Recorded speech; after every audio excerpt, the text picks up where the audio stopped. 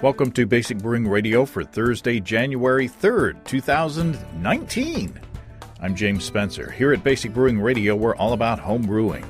This week we visit Ivory Bill Brewing in Siloam Springs, Arkansas, owned by our longtime friend Casey Letellier and his partner Dorothy Hall. They're brewing delicious English-inspired beers with open fermentation and reduced gluten in the very first brewery Little Siloam Springs has ever seen. If you go to basicbrewing.com, you can find archives of our audio and video shows, our DVDs, our brewer's logbooks, and other basic brewing gear, including our tie-dye silicone pint and our brewing rainbow shirt. You can follow me on Twitter and Instagram at Basic Brewing and find our show page on Facebook as well. We have a cool Basic Brewing app on iTunes and Amazon.com that makes it easy to find topics and shows from the archives, and we're found all over the place where fine podcasts are served up. And if you do us the favor of rating us on iTunes and maybe leaving a nice comment, that will help new listeners to find us. Or at least that's what they tell us. It strokes our ego, if nothing else, to read all the nice things that people say. And if you want to support us financially directly, check out patreon.com/basicbrewing. And thanks to everybody who has done so. And if you go to patreon.com/basicbrewing, you can see a long list of stuff that you can access if you sign up as a supporter. It's always hard to come back from the holidays, even though we've only taken a week off from posting audio shows. You know, you just get out of the habit, and it's just hard to get back up into it. Too much turkey and pie, probably. I got good feedback from the annual disaster show from a couple weeks ago. And to those whose stories ran on the show, I promise I'll be sending out an email asking you for your mailing addresses this week so that Steve and I can start sending out goodie packages. I also need to get my brewing back up and running. I bottled a new batch of makgeolli the other day. I went back to the bread yeast, and it tastes pretty darn good. I left it in the fermenter, into the jar, for several days longer than the previous times I've brewed it because of the holidays and family activities and such. But it didn't seem to affect the flavor too much. So I've gotten into making pho ga, the Vietnamese chicken soup, in the Instant Pot. So it's a good pairing there with that. It's a nice wintertime thing to consume. And my son, Drew, and I bottled the latest round of the hop sampler. And I don't have my notes in front of me. I can't remember what we did. But I'm sure they're going to be tasty. Oh, Amarillo, Falconer's Flight, and something else. Anyway, you'll have to stay tuned to see, to see what that is. Of course, I'm promising myself that I'm going to buckle down and actually stick to my New Year's resolutions this year and to be more fit. We'll see how long that lasts. And we're a couple 3 days into it, and I'm doing pretty good so far. So there's that. Let's take a look into the mailbag. Andrew from Bismarck, North Dakota writes, I'm looking into purchasing a Warthog system from High Gravity, our sponsors, and I'm trying to decide between the Bayou Classic and the SS Brewtech. My question is, how do you measure the volume of liquid in the Bayou? I noticed it doesn't have graduated marks. Well, Andrew, what I've done is I've made a dipstick out of a long-handled plastic spoon, just like I have for my other kettles that I've used over time. And to do that, what you do is you get a long stick that's taller than the depth of your kettle, and you add a gallon of water to the empty kettle, and then make a mark, with a Sharpie on the spoon where that level is. Add another gallon, make another mark, and so on, until you get to the top of the volume that you want to measure. It's handy to do, but you do have to remember that hot liquid takes up more room than cold liquid, so you have to kind of compensate for that. Even if you do go for a vessel that has graduated marks on it, you do have to compensate for that, difference in the volume. If you get like a kettle, or I guess you don't have to worry so much in a fermenter about the heat difference, but if you do get a vessel with calibrated marks on the side of it or graduated marks on the side of it, I'd recommend calibrating it by adding a measured amount of water into the vessel to make sure that the marks are accurate. Just like you need to check your thermometers or hydrometers or whatever to make sure that they're giving you correct readings, I would advise doing that as well. So thanks for the note, Andrew. I know that you'll enjoy your Warthog system from High Gravity as much as I do. Andrew brings up a good point about our sponsors, Desiree and Dave of High Gravity in Tulsa. They have many configurations for their awesome electric systems. For instance, if you go onto the page at highdgravitybrew.com for the single vessel system with a Warthog controller, you can choose from either 44 or 62 quart Bayou Classic kettles with the baskets, or 10, 15, or 20 gallon SS Brewtech kettles. You can also have options on the controller, the power cord plug type and the length of cord, so you can customize all that. And that's just on the single vessel system. High Gravity also has 2 and 3 vessel systems of different configurations, from 5 gallons all the way up to 2 barrels. So there's lots to choose from, lots of ways you can customize your system from High Gravity. And I hear a lot from you guys now on a regular basis who've decided to make the switch to a High Gravity electric system, and I know that you'll be as happy with yours as I am with mine. Electric brewing takes the pain out of propane. Electricity doesn't slow down when it's cold outside, like a cold propane tank does. The wind won't blow your electric heat away from your wort like it does with propane. You're not going to run out of electricity halfway through the boil, I don't think. The list goes on and on. Check out all the electric brewing solutions at highdgravitybrew.com and use the promo code EBC75BB to save $75 off your electric brewing purchase. And while you're there, thank Desiree and Dave and the rest of the High Gravity crew for their continuing support of this podcast. It's at highdgravitybrew.com.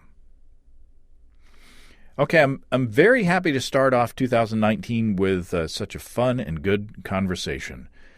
Fans of the archives will know that Casey from Siloam Springs has been with us since the beginning. It's great to see what he and Dorothy are building to carry them on into the next chapter of the story. Well, Casey Letellier, welcome back to Basic Brewing Radio. Thank you. It is nice to be here with you again. And something new has been added. We've got a third here with us. Who we got? This is Dorothy Hall. She is co-owner of the Ivory Bill Brewing Company, and we built this business together. Welcome, Dorothy. Thank you. This is exciting. We were talking, this is December of 2018, and 13 years ago we were brewing in your living room, doing the insulated cooler mash tun over the carpet in your living room with your two friends, Brian and Jason. Yep. And we've gotten together, a couple, 3 times since then. And we're kind of following your evolution from home brewer to commercial brewer and now the co-owner of a brewery. So welcome to the future. Thanks. It's good to be in the future. It's felt like a really fun thing to go through the evolution of the idea to get to a brewery with you, kind of with different shows over the years, and then to be brewing at West Mountain, and then now where it is our brewery, and to finally be up and running, which felt like for a while it would never happen. So it's great. It's great to be here. So Dorothy, when and how did you enter into the picture, and did you ever think that you would be co-owner in a brewery? I never imagined that I would co-own a brewery until Casey and I started really planning it in earnest. We worked together at 28 Springs. We both helped to start it. Casey ran the drinks program and I ran the kitchen. And as we were working together, that's when we started dreaming up having a shared project together. Mm-hmm. And while we were still in that headspace of a restaurant and thinking the whole world is a restaurant.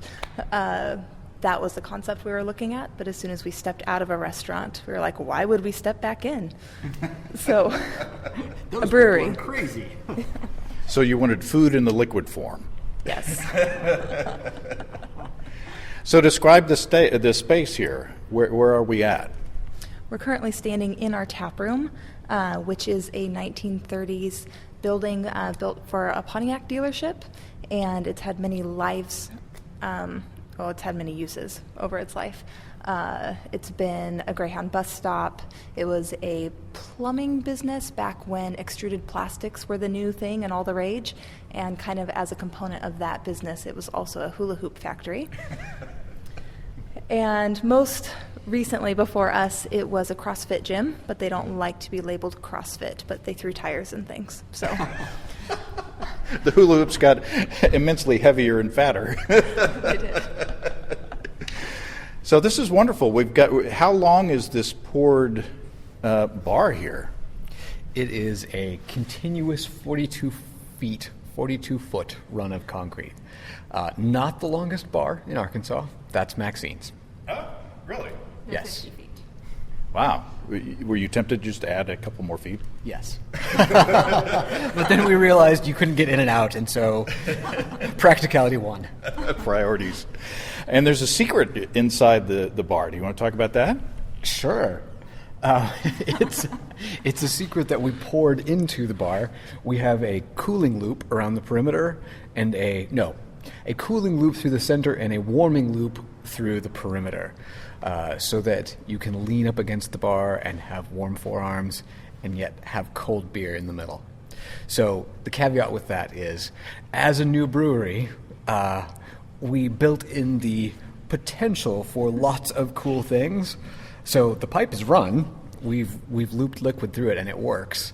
But the actual systems for heating and cooling, we're still working on. So check back next summer. Again, priorities. Getting the beer flowing, priority number one. So what is the workload? Who does what, and who's what are your roles? That's a good question. Basically, Casey does the brewing, and I do operations, bookkeeping, but we both kind of do everything. We run the tap room. Part of starting a brewery is just figuring out all of the pieces and then trying to impose some kind of order and organization over them. And that's definitely my strong suit. So I spend a lot of time in the office doing bookkeeping and making sure we're paying our taxes appropriately, keeping track of who has what kegs and what they might owe us or we might owe them. And that itself is a lot to keep track of. Not to mention making beer and moving it around, and yeah. But from the culinary side, you've got to be able to give input, or you're. I would assume you'd be a resource. Yeah, we definitely talk through different flavor profiles, and I definitely have a grasp on what that's like, and Casey can bounce ideas off of me, and I have input. But for the most part, I feel like the biggest thing that I'm drawing on from my culinary experience is more, it wasn't just making the food, but it was managing a kitchen. And I'm definitely imposing some of that skill set over this. So we've got lots of beer here in front of us. So where should we start here, Casey? Let's start over here with this very pale and shiny one. Well, you've at least got to pick up the beer so we can do a little cheers. Cheers. So what do we got? This is called Regular, and it is a little bit of a style bender. If it had a lager yeast, you could probably call it a classic American Pilsner, but it doesn't. It has an ale yeast. So a blonde ale, it's really amazing full malted Bohemian Pilsner malt is the basis for it. It gets a little touch of War Eagle Mill organic corn, which is one of those things. I feel like those of us in the craft beer world spent a lot of time just in reaction to American mass-produced beer, but not all of their ideas were terrible. And a little bit of corn in beer, that goes way back to the first American brewers. And once American brewers started doing it, British brewers did too. Lots of best bitters will include a little bit of flake corn. So this harkens back to a very old tradition. It by no means makes the beer cheaper. Quite the contrary. The corn is the most expensive thing in this beer, but it gives it a familiar kind of warmth that I think for people who grew up drinking kind of classic American beers, they've moved on to more flavorful things, and yet there's a little nostalgic kind of feeling about them. This is the version of the beer that's like, it's a super easy drinking, but delicious, full-flavored, well-composed kind of version of that beer. So it's not particularly hoppy. It comes in at about 20 IBUs, but it gets a big finishing addition in the whirlpool of Hersbrucker.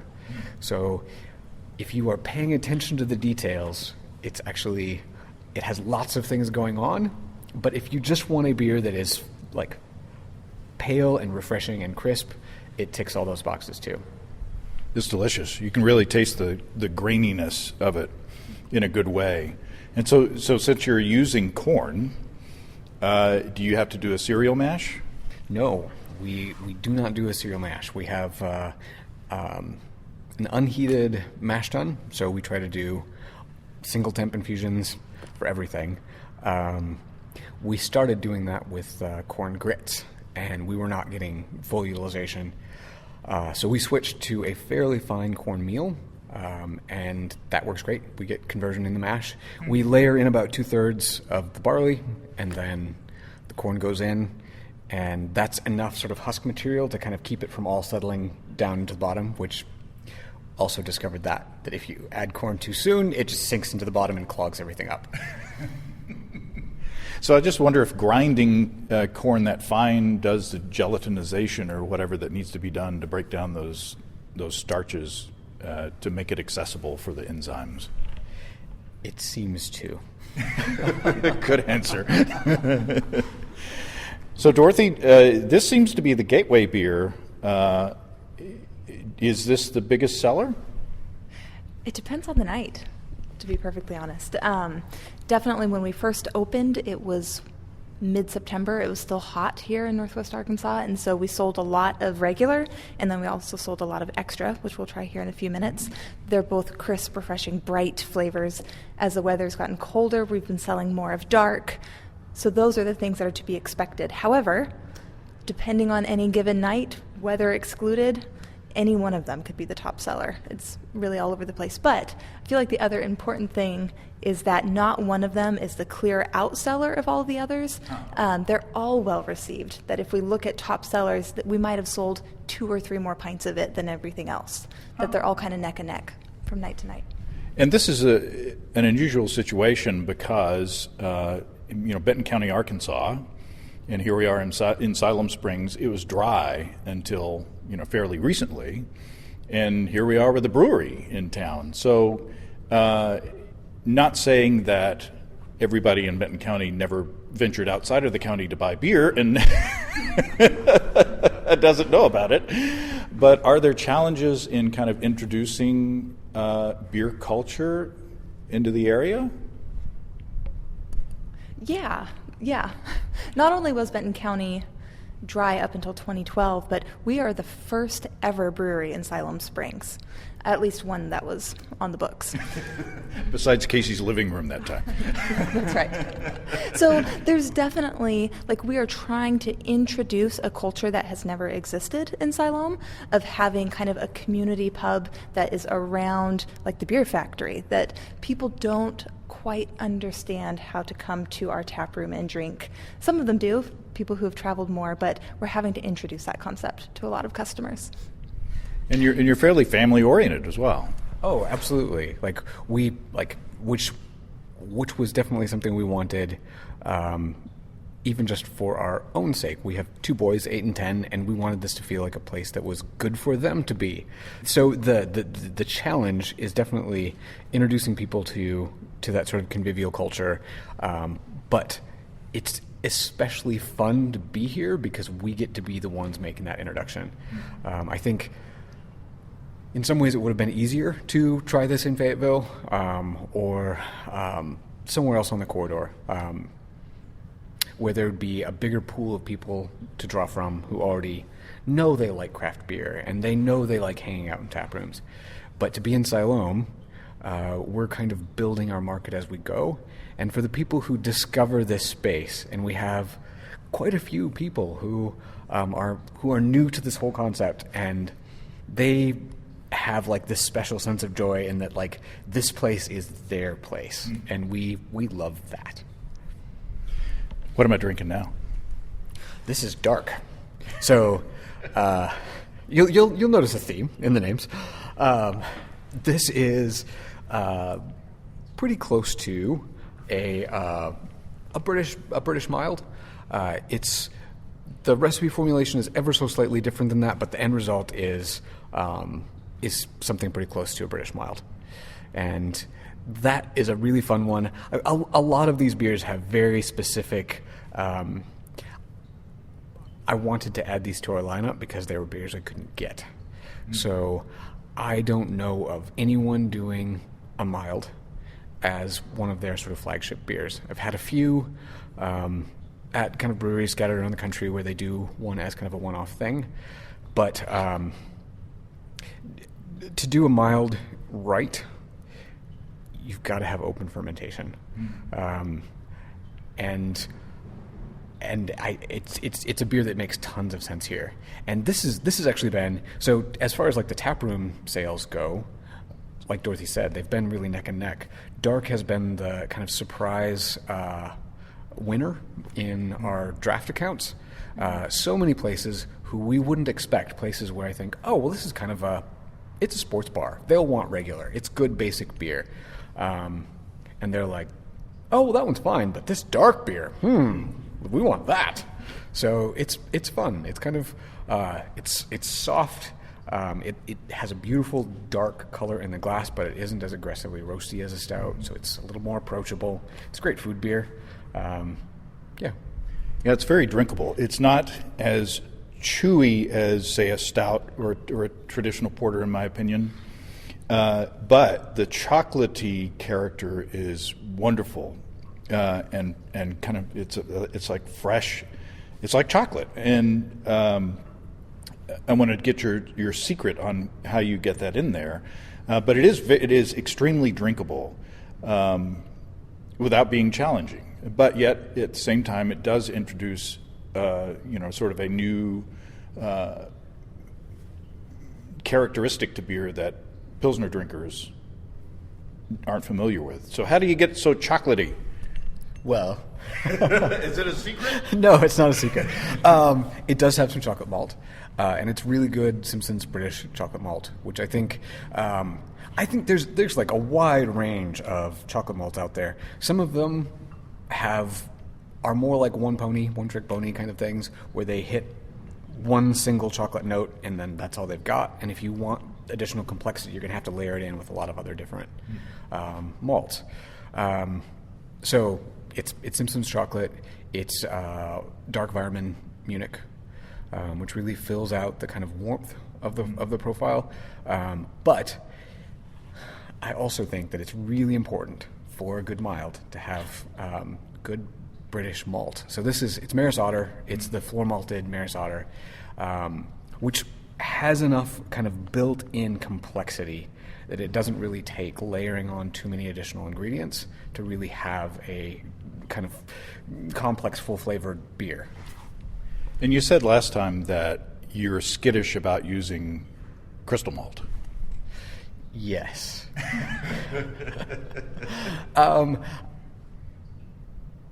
I want our beers to be dry beers. I think for sessionability, residual sugar is just poison.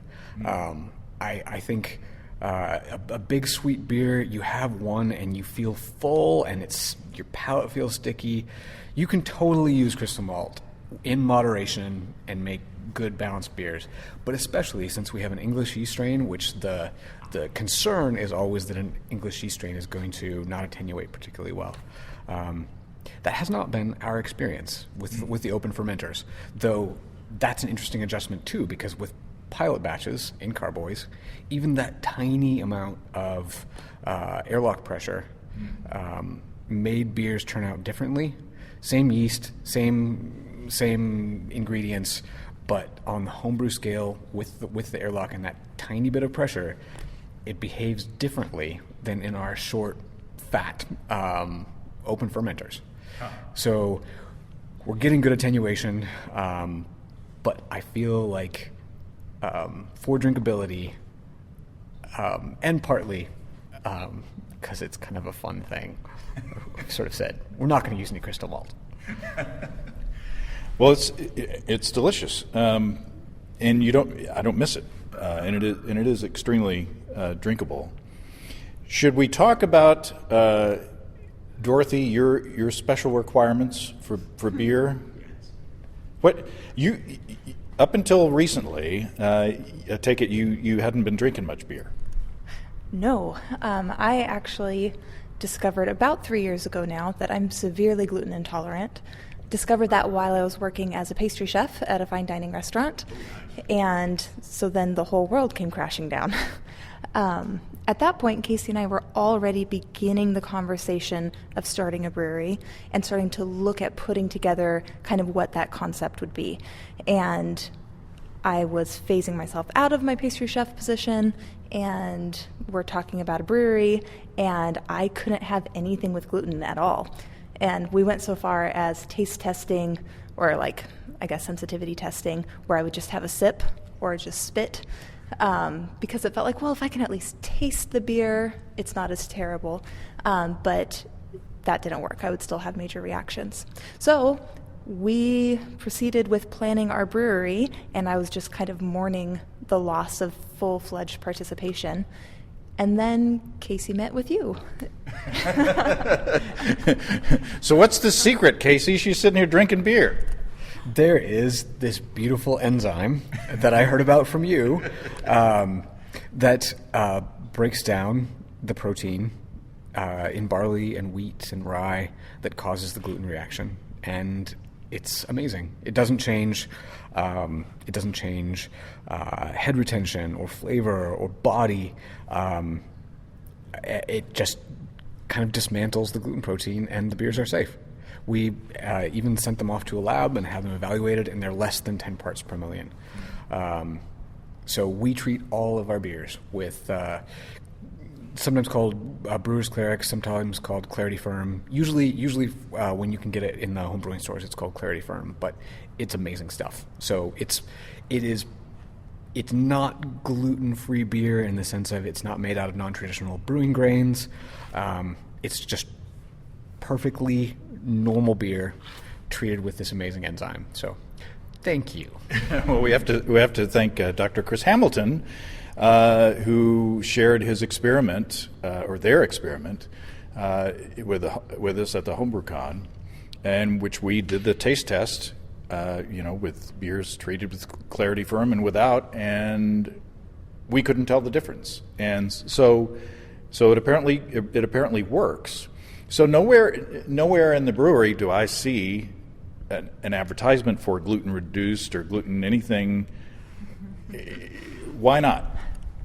It's challenging because most people, when they think gluten-free beer, think about beer that has been made with ingredients that don't contain gluten to begin with, and that beer is not very good. That's generous. The beer is terrible. It's terrible. Now, I have to say, at the last HomebrewCon, I did taste some wonderful gluten-free beers, and if you go to the Zero Tolerance online homebrewing club, they do know how to make delicious gluten-free beer. So to get that in there, but the beers that you had tasted up until that point were bad. Yes, and the ones that most other people have tasted as gluten-free are bad, and so we are very sensitive to how we're kind of telling this narrative, because we don't want people to taste our beer and say, oh, it's good for gluten-free. We want it to be good on its own right. That said, as someone who can't drink normal beer, it's been amazing for me to know that I can come here and drink our beer and it's safe. And we have a number of friends who also have celiac or other gluten sensitivities that know that they can come here and drink our beer and it's safe. And now that we're starting distribution in the area, we want people to know that when they go drink our beer at other places, it's safe. So it's figuring out how to communicate that information. So it isn't posted anywhere here in our tap room, except if you look closely at the menu. At the very bottom, it says, "We brew our beer to reduce gluten content. Ask us if you have questions." And so we've had people ask us, and then we're happy to share with them. So there you go. It's a wink and a nod and tell your friends. Pretty much, yeah. Well, that's wonderful. The community of people who are having to sort of navigate the world aware that they've got this sensitivity, it's a community. So the word spreads within that community that, like, oh, this is a safe place. Well, very nice. I'm gonna go to this next one. What do we got here? This is extra. What's extra about it? So, in our sort of progression of beers, a regular extra dark, it is stronger and hoppier than regular. It has a lot of Chinook, and it's the finishing hop in the whirlpool, and then it gets dry hop twice in the bright tank with Chinook. So it's also got a bunch of rye, and I feel like the rye gives it a really nice spiciness and some good body. And then this one's also the British floor malted Maris Otter. It's delicious. It's I can't remember what experiment that maybe the DC Homebrewing Club sent us beers with different adjuncts, and the one that we liked the best was one with flaked rye, and it seemed like the rye really not so much came out to me as being, the kind of spicy rye thing, but it did accentuate the character of the hops in my mind. So this is wonderful. The hops are nice and they're piney, but then they're fruity as well, nice and fresh, and it probably helps that these have been sitting out for a while since we've been talking. But it doesn't punch you in the face with bitterness, which is probably good for your clientele as well. Yes. We even in our hoppy beers, we wanted to let the flavors of the hops speak more than just sort of straight up bitterness, which I really think is where Chinook shines. As a bittering hop, it really gets aggressively piney, but later in the boil or dry hopping, I think it's a beautiful hop, and it's kind of a fun one in that it's not cool anymore.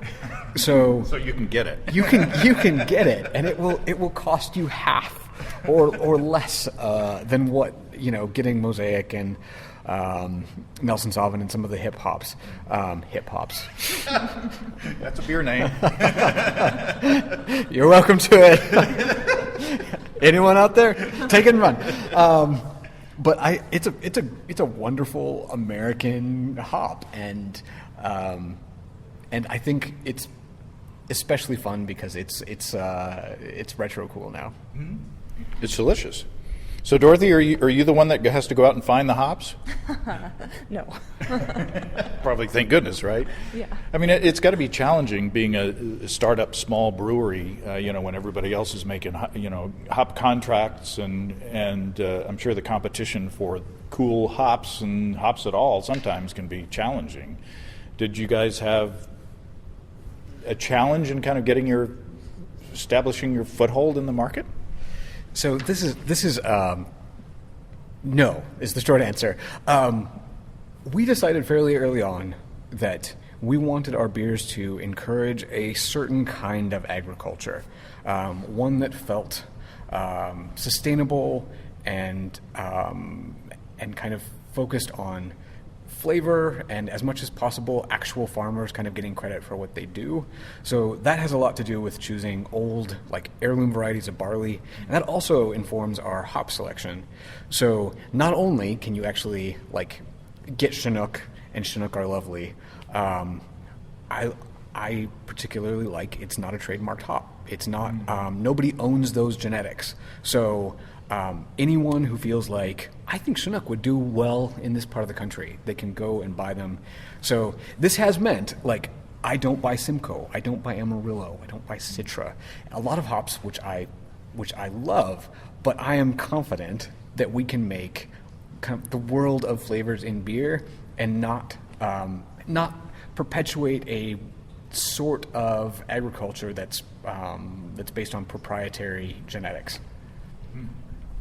Well, with the hop sampler series that Steve and I have been doing, we've discovered that, it depends, of course, on when you add the hops as to what characters come out. But we've discovered some really interesting characteristics that we wouldn't necessarily expect in, like post-wort hopping or post-boil hopping these beers. So I'm sure that you could, in playing with your recipes and playing with the different hops, you can find new uses for old friends. Totally. Yeah, actually, the beer we're about to taste next, the Extra Extra, uses an even older American hop, it was developed for bittering. It's called Comet, and it fell out of favor because there were higher alpha things available, and it has only recently experienced a little bit of resurgence because it's got a really interesting smell, like both the kind of familiar grapefruit kind of smell, but also like a really wonderful muskiness. So like you said, that's an old hop that had traits that were overlooked because that wasn't what it was developed for. And now, using it as a dry hop, it has some really beautiful character. Mm-hmm. That's nice. The aroma in this one really jumps out, even in my stuffy nose. And the flavor is there's more bite in this one than just the regular Extra. But then again, it's not like a punch you in the face, super bitter IPA, as up until recently has been trending. But it's delicious, but it has a good malt backbone to back up that bitterness. Thank you. It's this one gets a touch of malted oats, which I feel like add to the sort of warmth body. It gets a little bit of local wildflower honey, and Simpson's Golden Promise is the base malt here. Right before you said the wildflower honey, I got a floral note. So you didn't put that in there, but I do get like a floral characteristic that pairs well with the hops as well. So when we talked at West Mountain, I think that at that time you were talking about like sourcing dairy tanks or something because you wanted to do open fermentation, but you hadn't had your system picked out, and you were looking at sourcing dairy tanks. I haven't listened to the interview since then, but your actual system took a different turn. It really did. We had been keeping our eyes out for both dairy tanks and an actual whole brewing systems, brew houses, on some of the classified advertisements that you can look for them. We'd found a few, just the brew house itself, just the sort of kettle hot liquor tank mash tun, but nothing had felt like it was the right fit. And Andy Coates from Ozark gave me a call one morning and said, "There's a listing you need to see." So we pulled it up, and it was this complete brewing system that had been built for a little brewery in London in the 80s. A brewery in Iowa had imported it, and they were actually downsizing and selling this system. So we called them immediately, drove up there a day later, and put a deposit down on it, and it's wonderful. It's funny and pokey. All the vessels are short and squat and clad in wood, but it makes beautiful beer. Everything about it is hands-on. Like, to clean any of the vessels, you hop inside with a scrub brush and scrub them down. But we love it. And when you kind of come into the brewery and look through the window wall into the actual brewing space, it's the star. You see all those beautiful warm wood-clad vessels. And how cool that you wanted to start a brewery with sort of British-inspired or English-inspired beers, and here's a system that was born in London, and now it's here, and it's an electric system as well. And so Dorothy, how did that first brew day go? It went, and it went, and it went, and it went. We intended to brew on that first brew day late morning, and then as things go, as you're just building a place, we didn't actually start brewing until, I think, 7 p.m., and then we finished brewing shortly before 7 a.m. And our boys were here with us. They slept in sleeping bags on the floor in the tap room. It involved a 2 a.m. phone call to Casey's dad in Minnesota asking which wires can I cut. And which that phone call ended up, okay, Dad, I'll cut the red one. If I don't call back. Seems like every World War II bomb disarming movie that you've ever seen. Cut the red one. Are you sure? I don't know. Well, that doesn't sound too good. Well, it made good beer, so. And it got better from there.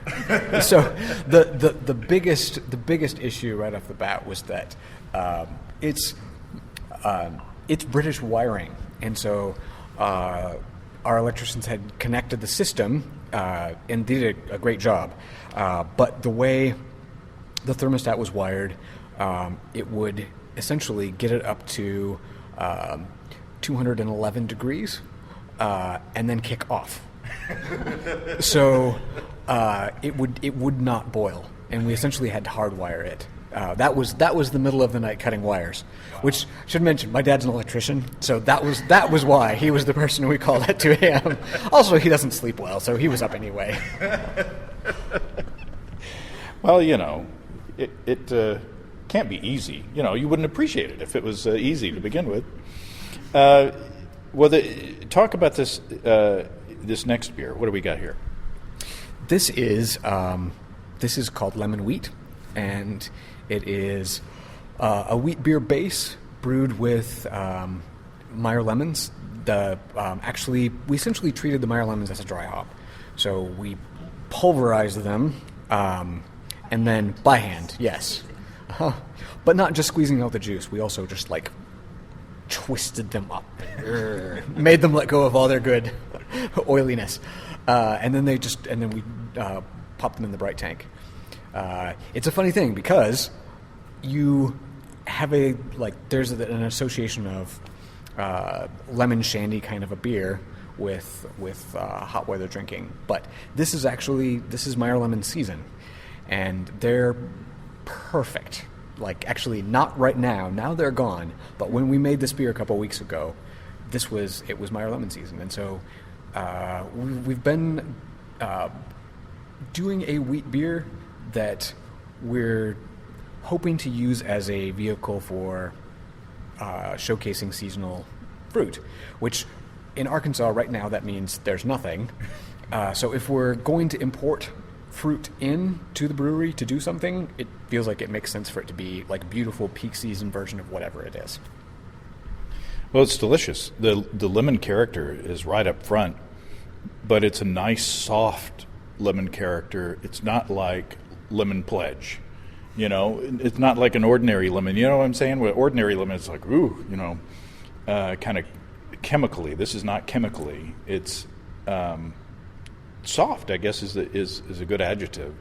And I've only been exposed to Meyer lemons once or twice, and so I don't know them that well, but it seems like I need to. They're very tasty. So, Dorothy, did you have influence on this beer? And it's a wheat beer, and you're drinking it. That enzyme is magic. Actually, it's science, but it still feels like magic. And so talk about open fermentation. How do you handle it? Is it risky? What? On a small, even on a small scale, you've got money in every batch, and here you've got a room with with fermenters that aren't closed off with an airlock. It's terrifying. But it gets a little less terrifying as time goes on. And we are very careful. It has, the fermentation room is essentially, it's an isolated room. It isn't technically speaking a clean room, but we have a HEPA filter pumping air in. And I'm kind of a jerk about letting anyone in to see it. So lots of people, even people who've been like, investors in the business, and they're like, "Oh, can I see?" I'm like, "Nope." Do you want the business to keep being a business? Then nope. So even on on brew days, if I'm mashing in, I'm covered in grain dust, I always I bring an extra shirt and I wash down my face and beard and arms and put on a different hat before I actually go into the fermentation room after that.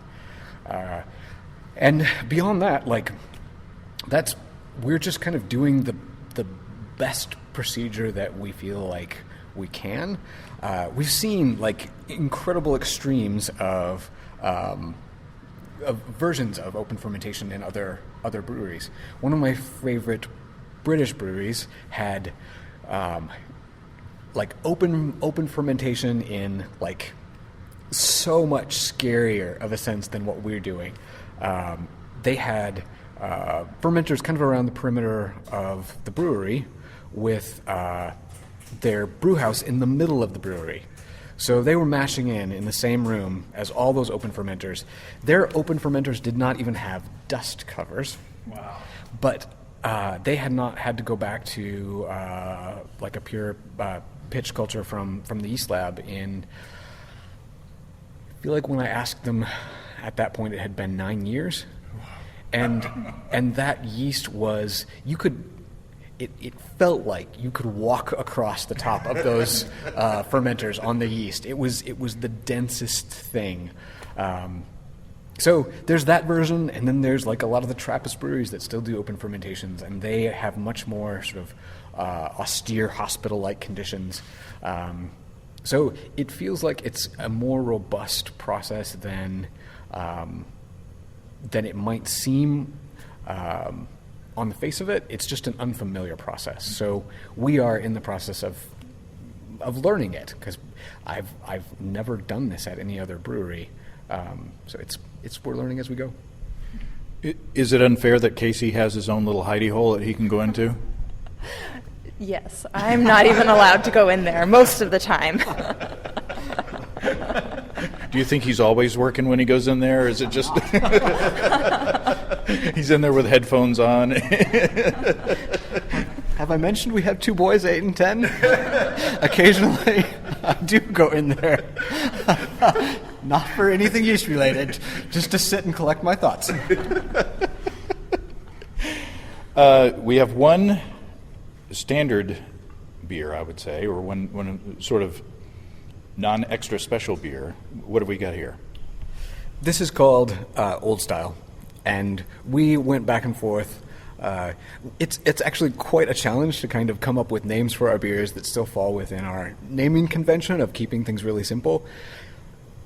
We could have called this an alt beer, but for people who are not beer geeks, they do not know what an alt beer is. And it feels like it's more helpful to sort of say, here's some sense of what you might be tasting. So we decided to call it Old Style. So it's like an amber or an alt.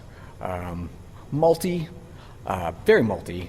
It actually gets no finishing hops at all, which basically everything else we do, even the dark, actually gets some Hirschberger in the finish. So it's a pretty good sized bittering charge.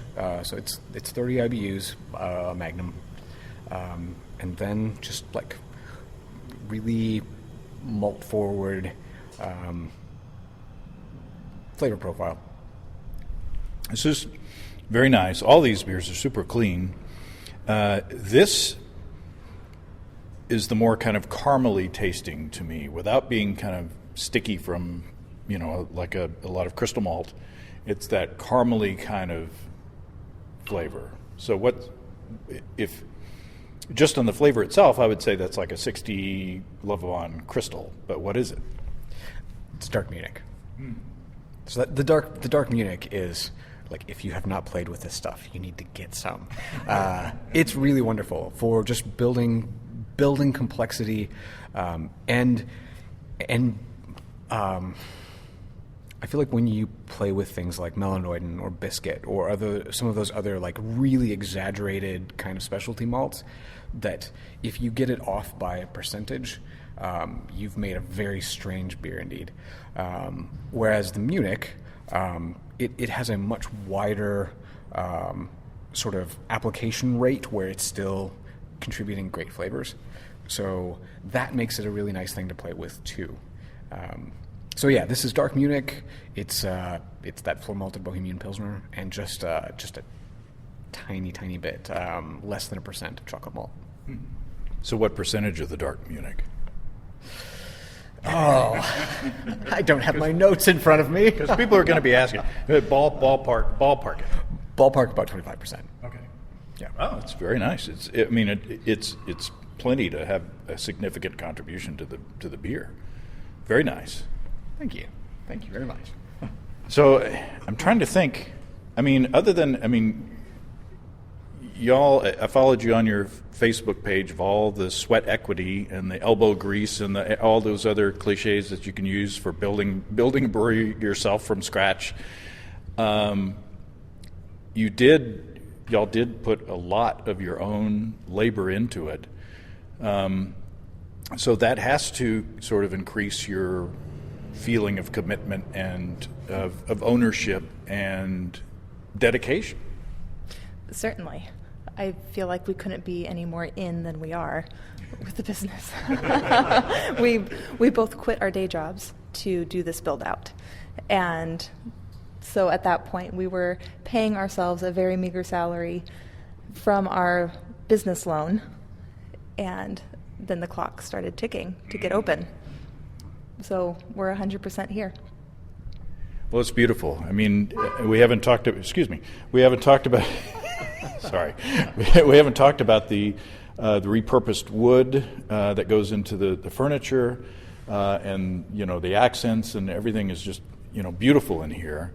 It appeals to my aesthetic, but cheers to a job well done. And now, speaking of wood, we've got one more sample, and a very special sample. This is bourbon barrel aged darker, our first barrel aged beer. So it was conceived as essentially a double strength version of dark. It's just shy of 9% ABV, and it spent just 3 months actually in first fill bourbon barrel. So it's a 10-year-old bourbon barrel, and we wanted to make some barrel aged beers, partly just feeling like our specialty is going to always be ordinary beers for ordinary occasions. That's where our heart is, and that's our thing. But there is also something really fun about having a beer to mark special occasions, and that was the thinking behind this beer. And this is Dorothy poured this beer and it blew the keg. So I've got the last, other than one little keg that's stored away somewhere in the confines of of the establishment. This is the very last of this beer, and it's delicious. It's when it first hit my tongue, it was like tons of chocolate and coconut. I get coconut in there as well, and then there's the the spirit, there's the bourbon, but again, it's not super gloppy, that you expect from a lot of these big beers. It's nice and dangerously drinkable. So what was the reaction from your public? We weren't quite sure what to expect with our first barrel release. Partly because that's not the main thing that we do. We hadn't been building hype for a barrel release. We were just on social media saying, hey, this is coming up. And we did a limited run of crowlers. We did 100 of them.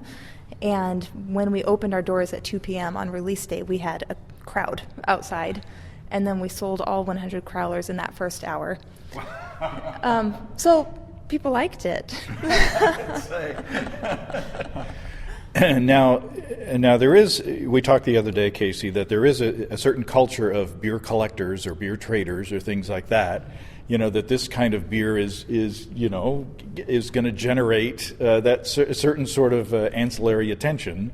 But it's a delicious beer on its own, and I'm hoping that enough of your regular customers got to sample. Not all of the beer was gone in that first hour. You still had a lot on tap.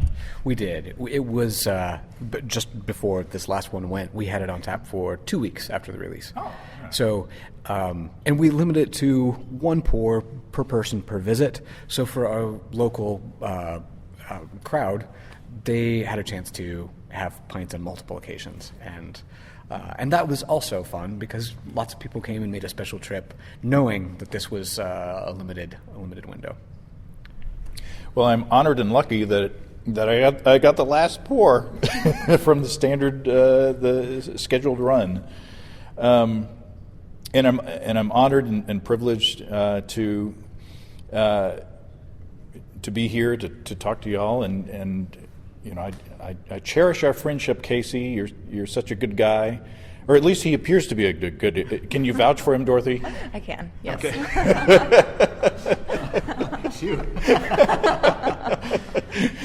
and I'm just thrilled that this is working out. That y'all are. You've certainly put in the work, and you're certainly talented. You're both talented because. The beer is good and the place is running. So, you can tell from both sides that you guys make a great team. So, I appreciate your time and I look forward to the next chapter. Thank you, James. And I also want to say thank you for all of the great interviews you've done over the years, all of the great experiments. I've learned so much from your podcast, and a lot of that informs what I do every day. And I value your friendship very much, so thank you. Dorothy, you're going to have to deflate each of our heads, I think, before we go. It's good to know you, Dorothy, and I hope that we can continue our friendship in the way that Casey and I have. Me too. Well, thanks very much again to Casey and Dorothy. Such a positive place to be.